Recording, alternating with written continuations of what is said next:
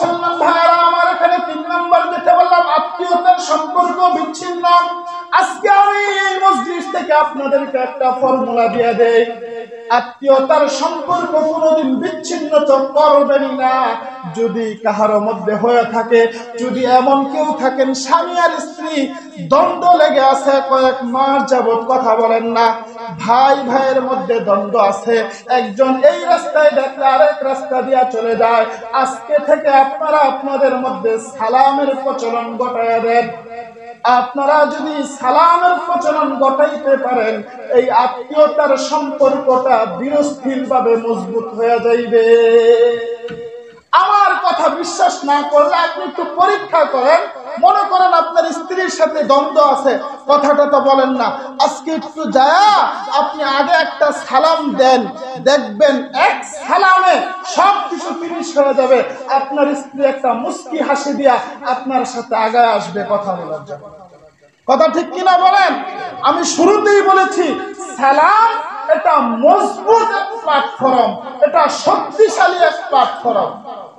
প্রিয় ভাই, আপনার ভাইয়ের সাথে ভাই দ্বন্দ্ব, দুই ভাই কথা বলেন না, যে কোনো কারণেই হোক, জমি নিয়ে হোক, বাড়ি নিয়ে হোক, যেটা নিয়ে হোক দ্বন্দ্ব বাড়ছে, 2 মাস 4 মাস 5 মাস কথা বলেন না, আজকে মসজিদ থেকে বের হয়ে আপনি একটু আগে একটা সালাম দেন সুন্দর করে।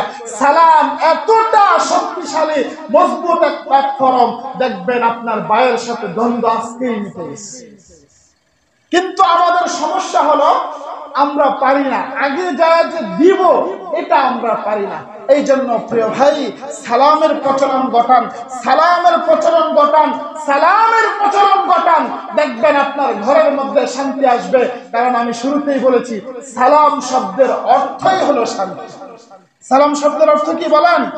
শান্তি। আপনি আপনার ছেলেকে সালাম দিয়া শিক্ষা দেন, আপনার স্ত্রীকে সালাম দিয়া শিক্ষা দেন, আপনার বাতিজি বাতিজা নাতি নাতনি এদেরকে সালাম দিয়া শিক্ষা দেন, দেখবেন এরা প্রতিনিয়ত আপনাকে সালাম দিতে বাধ্য হবে।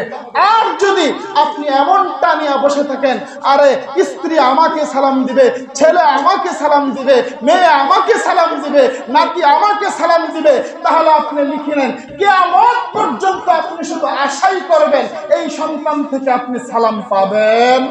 কথা বলেন, পাবেন না। এই জন্য বেশি বেশি গরিবদেরকে সালাম দিবেন, ভিক্ষা করা মানুষ তাদেরকে সালাম দিবেন, রিক্সা চালায়, ভ্যান চালায়, দিন মজুর এদেরকে সালাম দিবেন, দিল থেকে অহংকার দূর হবে। প্রিয় ভাই, আমার একটা বাচ্চা আছে 3 বছর, আমি ফোন করলে সে আমাকে প্রায়ই সালাম দেয়। যেদিন দেয় না, অনেক সময় বাচ্চা মানুষ তো ভুলে যায়, ফোন দিলেই প্রথম কথাই তার আপনি কবে আসবা, এটাই হলো প্রথম। তখন আমি সালাম দেই, আমি যখন সালাম দেই সে আর সালামের উত্তর নেয় না, সে আমার আবাকে আবার সালাম দেয়। এই জন্য প্রিয় ভাই, এই শিক্ষাটা আপনারা প্রচলনটা শুরু করেন, দেখবেন সমাজের মধ্যে শান্তি আসবে, ফ্যামিলির মধ্যে শান্তি আসবে, ঝগড়া ফাসাদ দূর হবে, দ্বন্দ্ব দূর হবে, একটি শান্তিময় ঘর হিসাবে আপনার ঘর হয়ে যাবে, আপনার মহল্লাটা একটা শান্তিময় মহল্লা হিসাবে হয়ে যাবে। এই জন্য প্রিয় ভাই, সালামের প্রচলন ঘটানো যাবে তো ইনশাআল্লাহ? আর ওদের আওয়াজ করে বলেন, সালামের প্রচলন ঘটানো যাবে তো ইনশাআল্লাহ? আল্লাহ